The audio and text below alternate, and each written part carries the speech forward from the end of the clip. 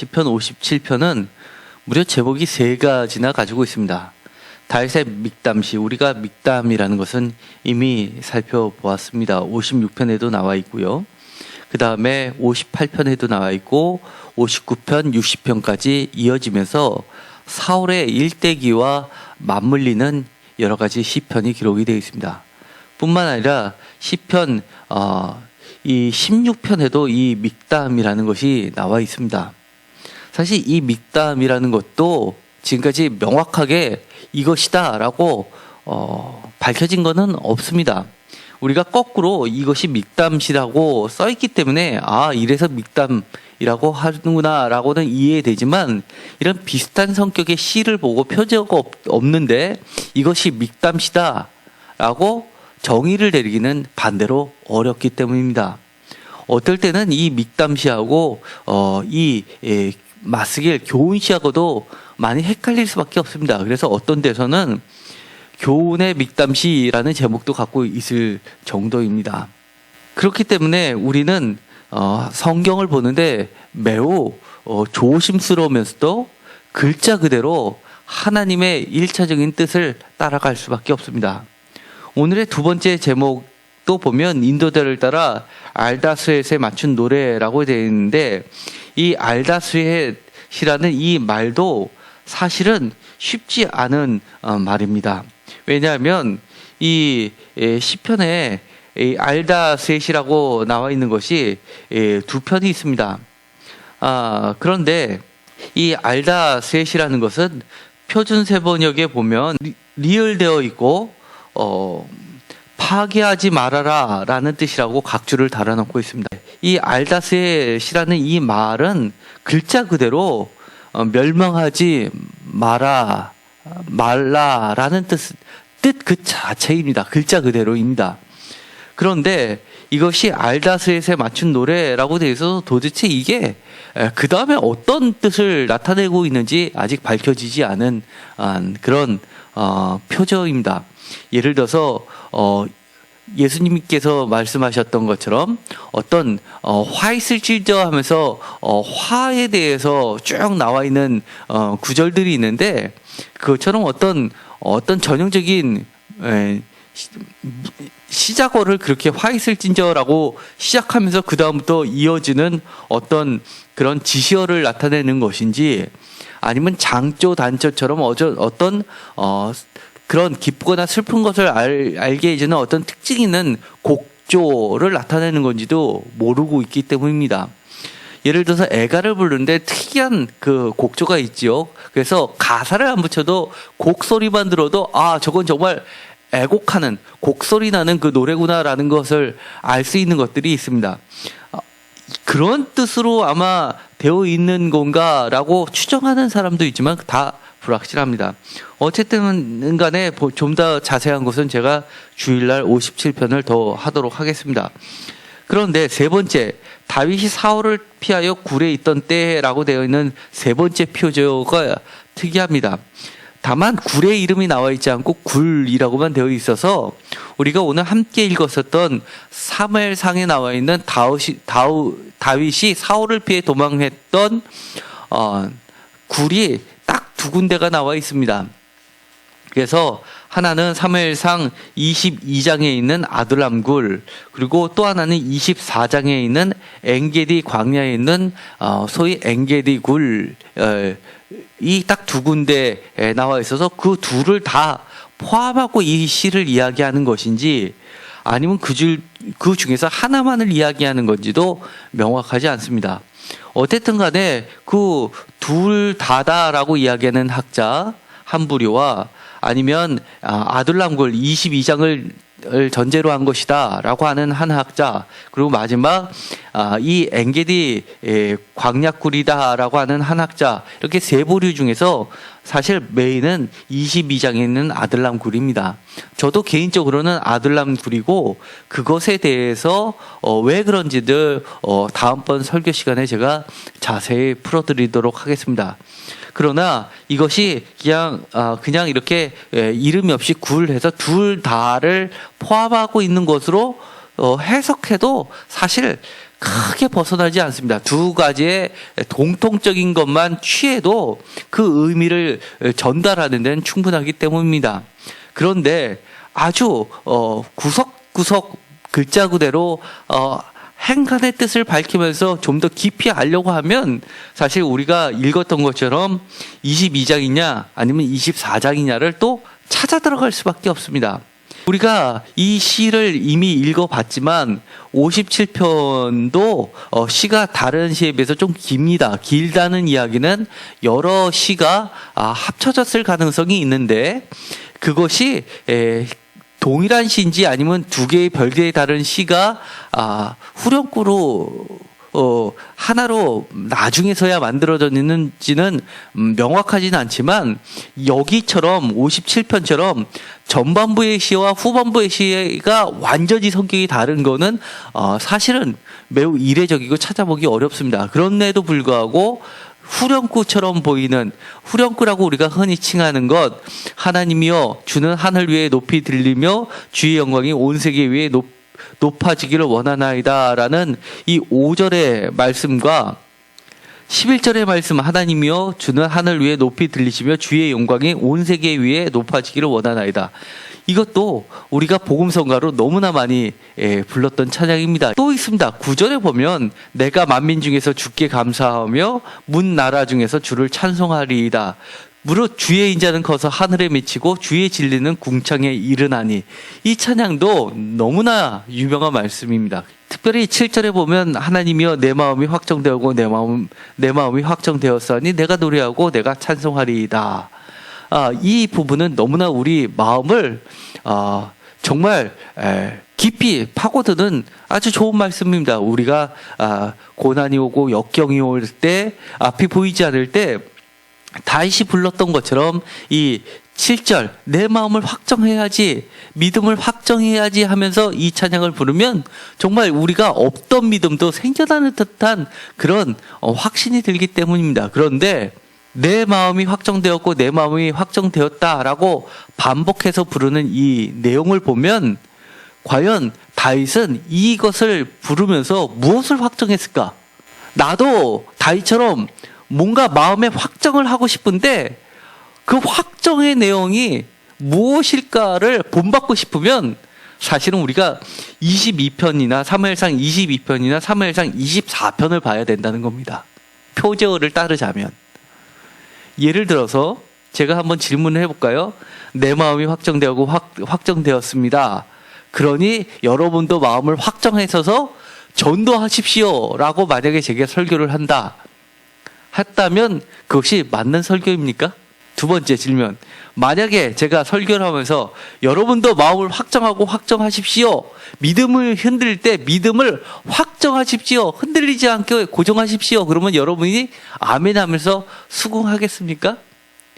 1번과 2번 중에서 무엇이 더 쉽겠습니까? 2번이죠. 1번은 좀 그렇죠? 그런데 우리가 시편 57편만 읽지 말고 예를 들어서 사무엘상 22장이나 24장을 자세히 보면 첫 번째 했던 말씀 우리가 전도하는 것을 확정합시다 라고 하는 게 틀린 말씀이 아니라는 겁니다. 굉장히 신기하죠? 전혀 관계없을 것 같은데도 그렇죠? 또는 어떤 분이 이렇게 얘기할 수도 있습니다. 여러분 마음을 확정하고 확정하십시오. 그래서 8절에 있는 것처럼 다윗이 내가 새벽을 깨우리라고 했으니까 새벽 기도 나오십시오 라고 설교를 했으면 여러분 수긍하시겠습니까? 전도하십시오라는 것과 새벽 기도 하십시오라는 거하고 어느 것에 더 수긍이 갈 것 같습니까? 시편 57편만 보면 새벽 기도가 더 가까울 것 같습니다. 그런데 사무엘상을 보면 새벽 기도보다는 전도는 근거가 있는 겁니다. 참 어렵지요? 그래서 내 마음을 확정시키고 싶은데 so what? 무엇을 확정해야 되냐? 라고 했을 때는 우리가 정말 표제어는 버릴 수 없는 매우 중요한 근거가 되는 말씀입니다. 사실 이 내가 새벽을 깨우리라 라는 이 8절 때문에 이 57편은 여러 가지 제목이 붙어 있는데요. 제목으로 하자면 굉장히 57편이 유명합니다. 예를 들어서 새벽을 깨우리로다라는 것처라는 이 단어로 새벽 기도 시라는 제목도 별명도 갖고 있고 실제로 새벽 예배 때 이걸 가지고 설교를 하시는 분도 꽤 있습니다. 뿐만 아닙니다. 사실 이 새벽 기도 시라기보다도 그 위에 보면 4절에 보면 내 영혼이 사자들 가운데서 살며 내가 불사르는 자들 중에서 누웠으니 곧 사람의 아들 중에라. 그들에 있는 창과 화살이요 그들의 혀는 날카로운 칼 같도다라고 했는데 그 중간에 누웠으니라는 말이 나옵니다. 그래서 사실은 외국에서는 이것이 누웠다 깨우리로다라는 말이 둘 다 들어가 있어서 이거는 철야시로 많이 불려집니다. 재미있죠? 그런 별칭들을 다 갖고 있습니다. 왜냐하면 이 57편을 읽어보면 많은 고난 중에서 성전을 찾아서 밤을 새우면서 하나님께 매달려서 기도하고 새벽에 아침에 하나님께서 도우시는 그 하나님을 바라보면서 내가 새벽을 깨우리라 라고 하면서 하나님께 찬양을 드리고 있는 시이기 때문입니다. 그런데 아까도 다시 한번 서론에서 말씀드렸던 것처럼 사무엘상 22장과 24장을 보면서 우리가 조금 더 다윗이 마음을 확정했던 것처럼 우리의 마음을 좀 더 확정했으면 좋겠습니다. 무엇을 확정하면 좋을까요? 먼저 22장을 한번 보도록 하겠습니다. 사무엘상 22장입니다. 22장은 우리가 잘 알고 있는 내용 다음에 나옵니다. 전에도 21장 10절에서 15절까지는 말씀을 읽었습니다. 이것은 10절에 보면 이 10장에서 10절에서 15절까지는 어떤 이야기를 배경으로 하고 있냐면 그 액자의 틀을 형성하고 있는 것이 두려움입니다. 그래서 10절을 시작할 때도 두려워하여라고 되어 있고 그 다음에 22장 1절 이것이 끝나고 21장이 끝나고 22장을 시작할 때 도망하매라고 시작하고 있어서 이것은 두려워서 도망하는 10절에 보면 사울을 두려워하여 일어나 도망하여 해서 도망하여 해서 두려움에 쌓여 있는 것 도망하는 것이 아주 중요한 테마가 되고 있습니다. 그 가운데 벌어진 이야기입니다. 그것이 다윗이 정말 일생에 거쳐서 지우고 싶은 가장 치욕스러운 사건을 그리고 있습니다. 그런데 22장을 시작할 때 그것에서 다윗의 믿음하고는 관계없이 하나님이 10여 년 전에 하셨던 그 약속의 말씀을 신실하게 이행하시는 하나님의 그 크신 사랑 때문에 강권적으로 다윗을 구출해 주시고 구원해 주시고 생명을 번영시키는 하나님을 우리는 보았습니다. 그리고 나서 22장에 이렇게 되는 겁니다. 아둘람 굴로 도망하였다고 합니다. 그런데 아둘람 굴로 도망했는데 그곳에서 하나님께서 특별히 준비를 해 두신 것들이 있었습니다. 그의 형제와 아버지의 온 집이 듣고 그리로 내려갑니다. 다윗과 함께합니다. 그의 형제라고 하는 것은 다윗의 친형제들만을 이야기할 수도 있겠지만 유대인들의 성격상 이스라엘 사람들의 성격상 형제라고 하면 우리들의 가족관계보다 더 넓은 의미의 형제입니다. 지파 개념이 들어가 있습니다. 그래서 많은 사람들이 그에게 왔다, 합류했다라는 이야기가 됩니다. 튼튼한 뭐가 됐다는 겁니까?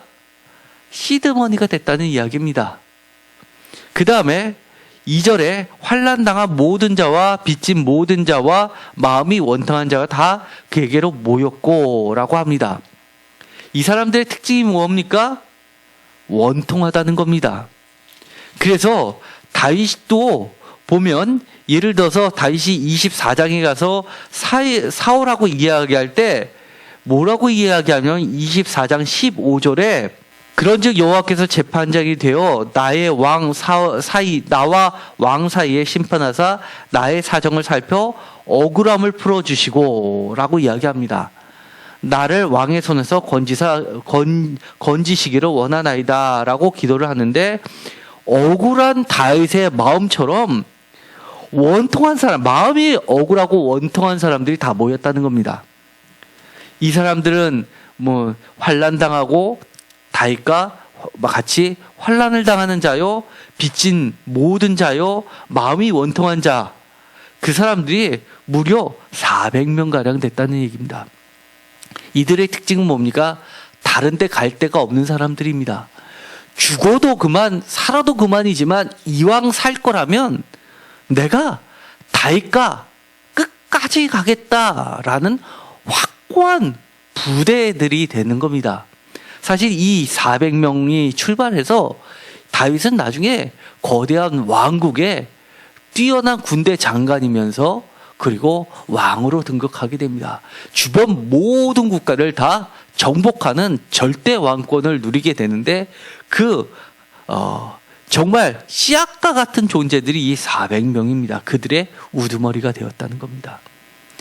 자신은 한 게 없었습니다. 정말 하나님의 약속 다 잊어먹고 도망갔는데, 죽을 뻔했는데 하나님께서 정말 극적으로 살려주셔서 왔더니만, 또 도망해서 왔더니만 자기가 생각하지 못했던 왕의 길로 가는 대로를 하나님이 이미 마련해 주셨다는 겁니다. 제가 사무엘상 22장도 사무엘서 설교를 하면서 쭉 자세하게 설교했으니까 그것을 다시 한번 확인해 보시기 바랍니다. 그리고 나서 57편을 다시 한번 보겠습니다. 그러면 약간 좀 더 안 보이던 것이 보입니다. 7절, 하나님이여 내 마음이 확정되었고 내 마음이 확정되었사오니 라고 하면, 내 마음이 어떤 마음입니까? 다윗의 마음이 어떤 마음이 확정되었다는 겁니까?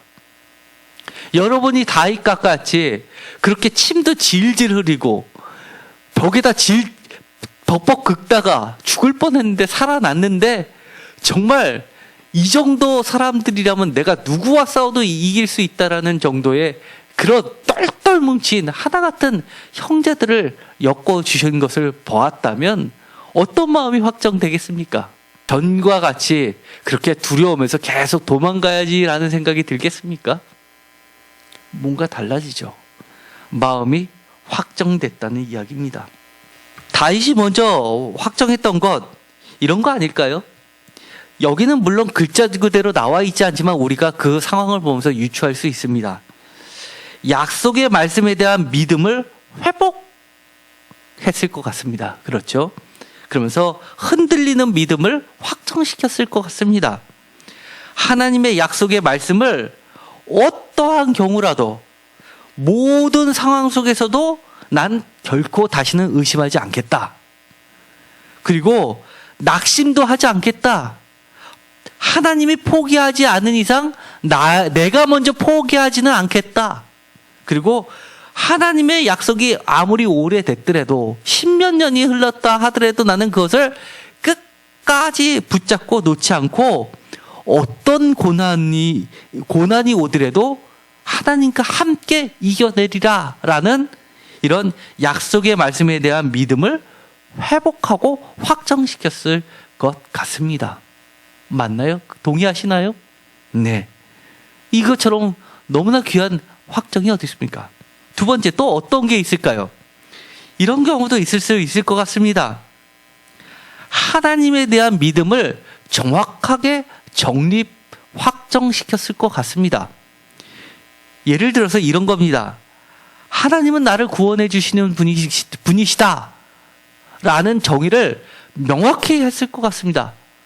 전에는 내가 하나님이 사랑할 만한 행동을 했어야지만 나를 붙잡아 주시고 구원해 주시고 그럴 것 같았는데, 내가 돌이켜보니 내가 잘난 거 하나도 없었고 내가 잘한 거 하나도 없었는데도 하나님이 나를 이토록 이렇게까지 나를 붙잡아 주실 수가 있을까?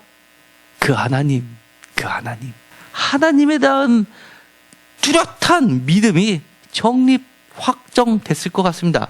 시편 57편에서도 함축되어 있는 19절이 나옵니다. 예를 들어서 2절입니다. 2절을 다 같이 읽겠습니다. 내가 지존하신 하나님께 부르짖으며 곧 나를 위하여 모든 것을 이루시는 하나님께로다. 아멘. 나를 위해서 하나님은 이런 것까지도 이루어주시는 분이시네? 나를 끝까지 지켜주시고 나를 정말로 위해 주시는 하나님이시구나. 하나님은 그런 분이셨겠구나. 라는 하나님에 대한 생각을 확정했을 것 같습니다. 또 어떤 것이 있을까요? 아둘람이라는 것은 뜻 자체가 피난처, 은신처라는 뜻을 가지고 있습니다. 그야말로 이것은 다윗에게서는 절묘한 은신처입니다. 왜냐하면 이 아둘람이라는 이 위치도 보면 다윗이 유다 지파 아닙니까? 그런데 이 아둘람 군도 유다 지파에 속해 있는 것입니다. 지도를 보시면은요, 이 가드라는 곳에서 이 아둘람으로 피한 것입니다. 그런데 이 오른쪽으로 더 가면 이제 광야 쪽으로 가는 것이죠. 광야 쪽으로 가면 사해가 있습니다. 굉장히 이쪽으로 가면 어렵죠. 우리가 지난번에도 얘기했지만 광야로 도망가는 건 굳이 쫓아가지도 않았다고 얘기했습니다. 왜냐하면 어차피 죽을 거니까. 근데 이 아둘람이라는 곳은요, 이 베들레헴하고 매우 가깝게 붙어 있지요. 그래서 이 베들레헴하고도 가깝게 붙어 있지만 기본적으로 사울은 어느 지파입니까? 베냐민 지파. 그리고 다윗은 유다 지파입니다. 그렇기 때문에 아무래도 사울의 지파인 쪽에서 숨는 것보다는 자기네 지파 쪽에서 숨는 것이 좀 더 안전하겠죠. 그렇기 때문에 아주 가드에서 제일 빠르게 도망갈 수 있는 그런 적소라고 할 수 있습니다. 이 아둘람이라는 곳을 보면요, 가는 길이 이렇게 사막입니다. 만만치 않습니다. 그러면서도 거기 가면 물도 있습니다. 이렇게 가끔 입구, 아둘람 굴이라고 추정되는 곳에 입구에 이런 폭파 있고요. 이게 다 석회한 굴인데 그걸 손으로 파면 파질 정도로입니다. 그래서 없는 것도 파서 새로운 은신처도 만들 수 있는 것이고요.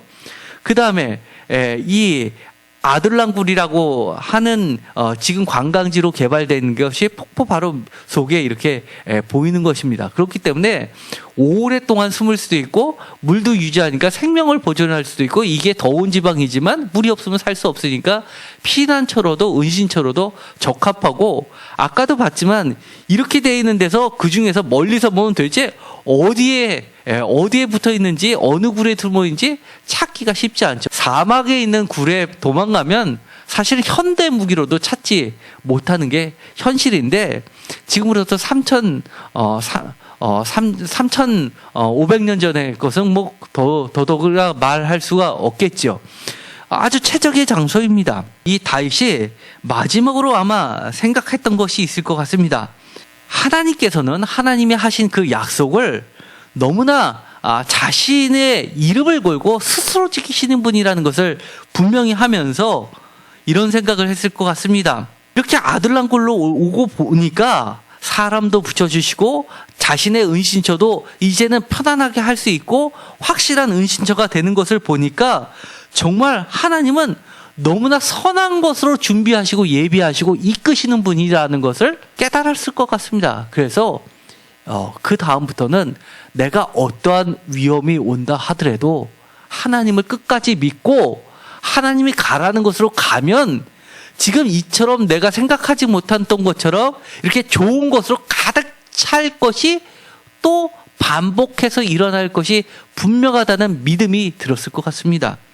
그래서 세 번째로는 하나님 자신의 영광을 위해 항상 더 선하고 더 좋은 곳으로 나를 이끄시는 분에 대한 감사와 소원이 있었을 것 같습니다. 그래서 내가 이렇게 하겠습니다라고 확정을 했을 것 같습니다. 그 흔적이 남아 있습니다. 바로 7절에 보면 하나님이여 내 마음이 확정되고 내 마음이 확정되었으니 내가 노래하고 내가 찬송하리이다 라고 확정을 했다는 겁니다. 내가 하나님을 끝까지 노래하고 찬양하고 하나님께 영광 돌리겠습니다 라고 한다는 겁니다. 이게 뭐 대단한 거냐라고 할 수 있겠지만 사실 숨어서 도망가는 사람이 노래하고 찬양한다는 게 쉬운 일입니까? 이거 거의 불가능한 일입니다. 내가 하나님을 노래하고 찬송하리라. 심지어 깰지어다 비파야 수고마. 내가 새벽을 깨우리라. 새벽에 조그만 소리를 내도 그 소리가 얼마나 멀리까지 날아가는데 내가 하나님께 대해서 우리가 구체적으로 이야기하는 이 노래, 찬양 이런 형태도 될 수 있고 아니면 마음속으로 하는 작은 읊조림의 찬양도 될 수 있겠지만 어쨌든 간에 내가 하나님께 영광 돌린다는 것을 구체적으로 하겠다고 마음을 확정했다는 겁니다.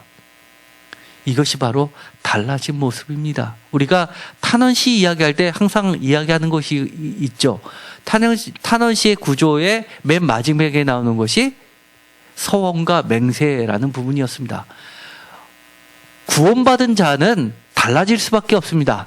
내가 서원과 맹세와 뭔가 달라지는 모습이 없다면 사실 그 사람은 하나님께 정말로 감사할 사람이냐, 하나님께 진짜로 감사하는 사람이냐, 한번 우리는 되돌아볼 필요가 있는 겁니다. 우리가 물건을 심지어 살 때도 예를 들어서 5만 원짜리 신발 한 컬러를 산다 하더라도 내가 사는 이유는 내가 내는 5만 원보다는 더 가치가 있으니까 그 신발을 사는 겁니다. 하나님께 감사한다는 거, 예를 들어서 내가 목숨을 걸고 찬양한다라는 것은 내 목숨보다도 이 찬양을 통해서 영광 돌리는 게 더 중요하기 때문에 찬양을 드릴 수 있는 겁니다. 감사도 마찬가지입니다. 하나님이 뭐 돈이 없어? 왜 감사헌금을 하고 그래? 그럴 필요 없어라고 하는 사람들 배경에는 그 돈이 아까워서 그러는 거 아니냐라고 저는 되묻고 싶습니다. 우리는 정말 하나님 앞에 솔직할 필요가 있습니다. 저는 그 달라진 형태가 무엇이다라고는 이야기하지 않습니다. 어떤 사람은 내가 너무 감사하고 돈도 없고 하니 나는 몸으로써 전도하겠다. 난 몸으로써 청소하겠다. 나는 몸으로써 사람들에게 봉사하겠다. 여러 가지 형태가 있는데 중요한 건 감사함이 겉으로 분명하게 표출된다는 겁니다. 그것이 없이 사실은 이 무엇인가 확정이라는 것은 어불성설이라고 저는 보는 겁니다. 24장을 보면은요, 중요한 것이 있습니다. 이번에는 다른 굴, 엔게디 광야라는 광야에 있는 굴에 숨었습니다. 그런데 이 엔게디라는 광야 굴은요, 지도에서 보면 이 아둘람보다 훨씬 동쪽, 이 광야 끝에 붙어 있습니다. 사해가 어떤 곳입니까? 그 사해는 먹을 수 없는 물입니다. 그렇기 때문에 사실은 엔게디라는 곳은 물이 반드시 있어야지만 살 수 있는 곳인데 너무나도 신기하게 이 엔게디는 사막의 오아시스라고 하는 곳입니다. 솔로몬 시대 때는 이곳에 솔로몬이 자신의 포도나무 농장을 갖고 있을 정도로 아주 독특한 곳입니다. 사막 한가운데 이렇게 이런 사막입니다. 아까 아둘람굴보다 더 어마어마하게 광야죠. 사람이 못 살 것 같지 않습니까? 그런데 이런 굴 속인데 여기 보면 커다란 이거보다 훨씬 큰 풀장처럼 되어 있는 오아시스가 있습니다. 이런 사막 한가운데 그것이 엔게디입니다. 그래서 에스겔서에서는 뭐라고도 예언을 하냐면 이 엔게디에서부터 에네글라임까지 연못이 돼가지고 물이 가득 차서 거기서 고기를 날 수 있는 곳이 될 것이다. 하나님께서 그렇게 야훼께서 임하신 날은 그렇게 할 것이다 라고 이야기를 하는 겁니다. 그런데 그 문구가 굉장히 중요한 문구가 됩니다. 예를 들어서 신약시대에 와서 예수님께서 베드로에게 뭐라고 이야기를 하냐면 내가 사람을 낚는 어부가 되게 한다라는 그 한마디 때문에 베드로가 생업을 포기하고 예수님을 따릅니다. 그 이야기는 뭐냐면 지금이 야훼의 날이구나라는 것을 베드로가 깨달은 겁니다. 그 에스겔서에서 나와 있는 하나님의 예언의 말씀이 지금 이루어지는 때라는 겁니다. 그 정도로 이 엔게디는 굉장히 유서 깊고 유명한 곳입니다. 엔게디에서 사울이 공교롭게도 다윗이 거기에 숨었다는 이야기를 듣고 포위를 해서 완전히 쥐새끼를 잡듯이 그렇게 포위를 해서 잡으려고 하고 있습니다. 그런데 굴 속에 사울이 중요한 일을 보느라고 혼자 들어가게 됩니다. 그런데 이 다윗의 측근들이 하는 이야기가 있습니다. 결론은 이렇습니다. 다윗이 사울을 죽이지 않고 옷자락만 베가지고 나왔습니다. 그런데 그 전에 측근들이 했던 말이 있습니다. 바로 4절입니다. 4절을 다 같이 읽겠습니다. 다윗의 사람들이 이르되 보소서 여호와께서 당신에게 이르시기를 내가 원수를 내 손에 넘기리니 내 생각에 좋은 대로 그대로 그에게 행하라 하시더니 이것이 그날이니이다 하니 다윗이 일어나서 사울의 겉옷자락을 가만히 베니라. 여기서 측근들의 이야기를 들었습니다. 그리고 실제로 겉옷자락을 가만히 뱄습니다. 그런데 5절에 보면 그리하은 후에 사울의 옷자락을 뱀으로 말미암아 다윗의 마음이 찔려라고 이야기합니다. 그리고 나서 이 측근들에게 하는 이야기가 있습니다. 6절 다 같이 읽겠습니다. 여기 자기 사람들에게 이르되 내가 손을 들어 여호와의 기름 부음 받은 내 주를 치는 것은 여호와께서 금하신 것이니 그는 여호와의 기름 부음을 받은 자가 됨이니라. 7이나 3은 완전수죠. 다윗이 완전수 3번에 거쳐서 언급한 게 있습니까? 언급한 게 있습니다. 무엇입니까? 그보다 더 중요한 거 여호와의 기름 부음 받은. 그렇죠? 여호와라는 겁니다. 여호와의 기름 부음 받은 여호와께서 금하시는 것이니 여호와의 기름 부음 여호와의. 그런데 측근들은 뭐라고 이야기했습니까? 내 생각이 좋은 대로. 내 생각이 좋은 대로의 대표적인 주제를 갖고 있는 성경이 있습니다. 구약 중에서. 어딥니까? 맞습니다. 사사기입니다. 사사기 전체적으로 흐르는 게 뭡니까? 내 생각에 좋을 대로, 내 눈에 좋을 대로, 내 생각대로입니다. 거기서 어떻게 바뀌는 겁니까? 하나님의 생각대로, 하나님의 뜻대로. 그러면서 다윗이 하나님께 간구하는 것이 있습니다. 12절입니다. 여호와께서는 나와 왕 사이를 판단하사 여호와께서 나를 위하여 왕에게 보복하시려니와 내 손으로는 왕을 해하지 않겠나이다.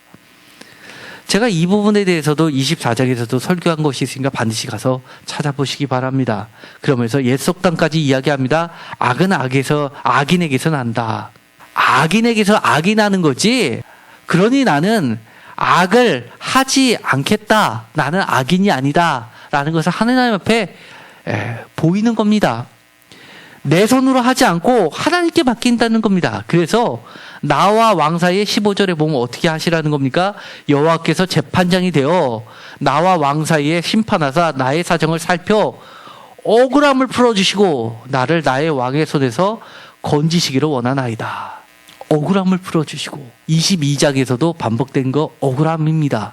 여기서 최종적으로 24장에 결론을 내는 거 있습니다. 사울이 뭐라고 이야기하냐면 사울의 이름으로 결론을 냅니다. 다윗이 결론을 내는 게 아니라 하나님이 사울을 움직여서 이렇게 이야기합니다. 17절에 너는 나보다 의롭도다. 의롭도다, 의인이다 라고 하는 것은 누가 하는 이야기입니까?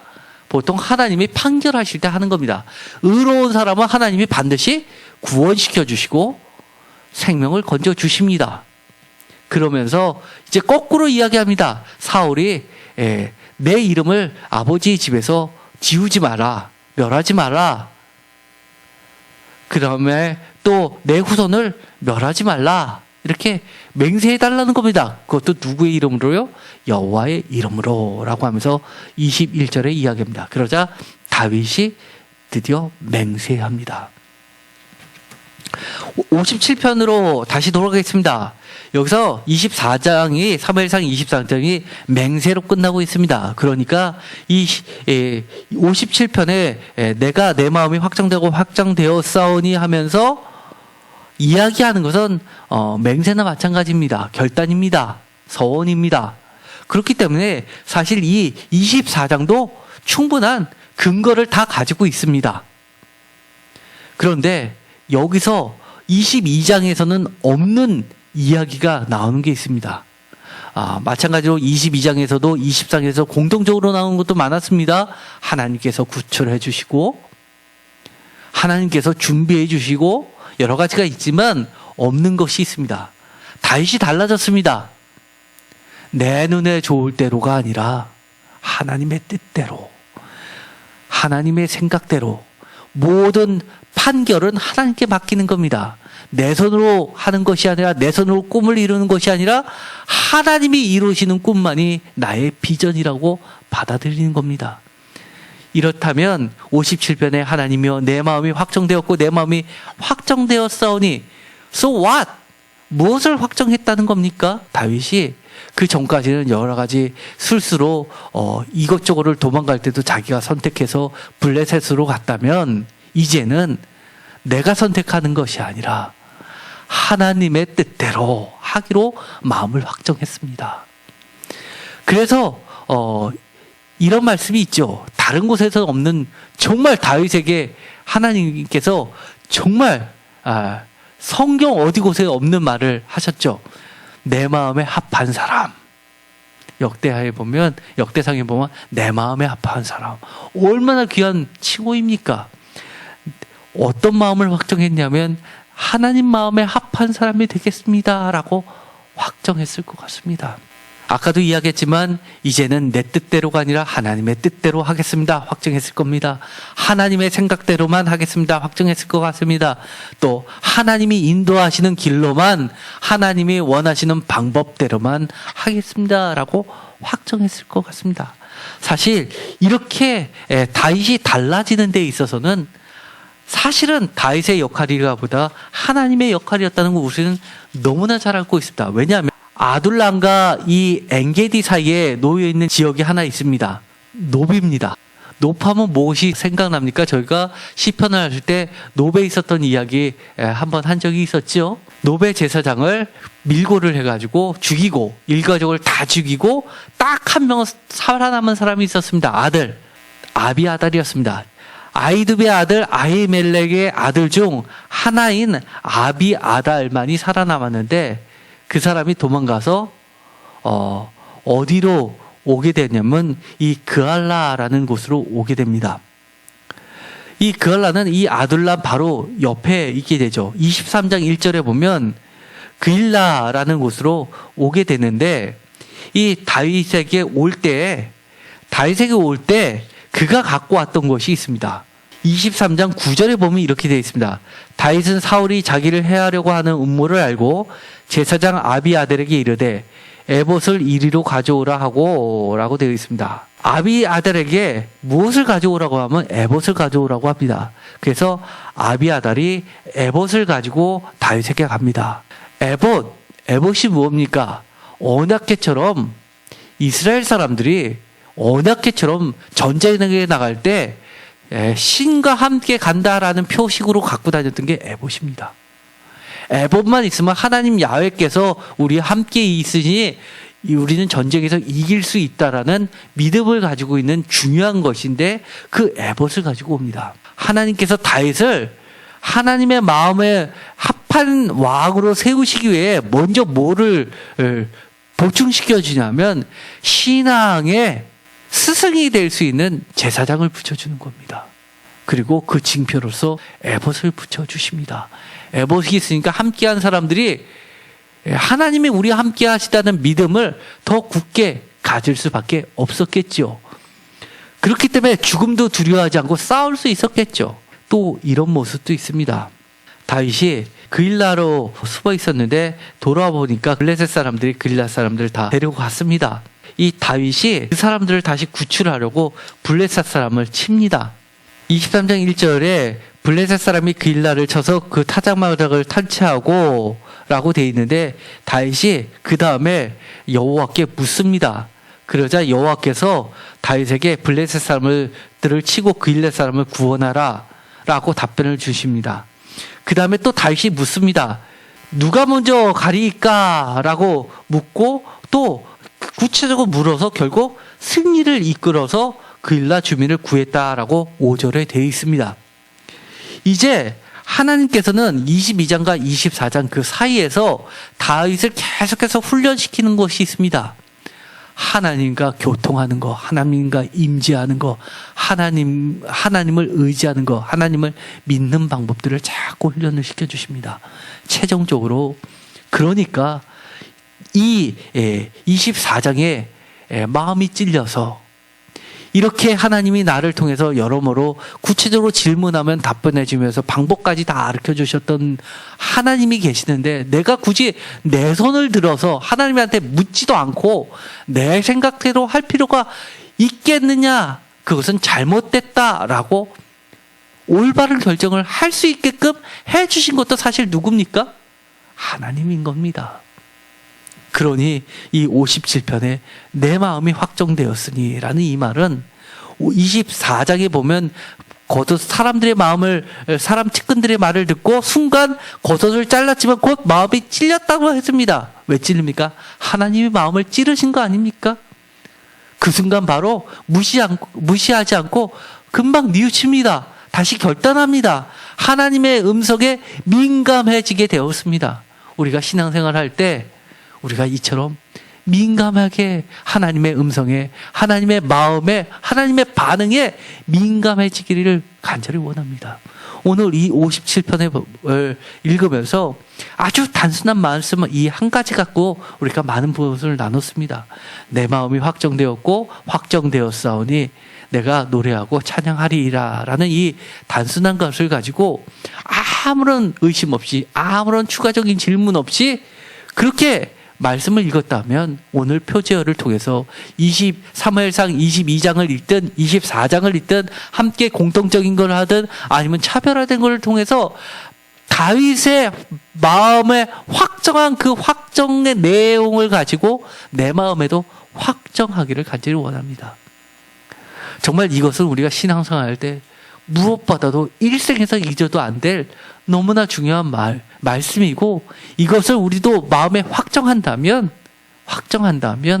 그렇다면 하나님의 마음에 합한 사람이 다일 뿐이겠습니까? 하나님 우리가 나중에 하나님 얼굴 뵙고 예수님을 꺼안을 때 내 마음에 합한 사람이다라는 칭찬을 모두 다 들었으면 좋겠습니다.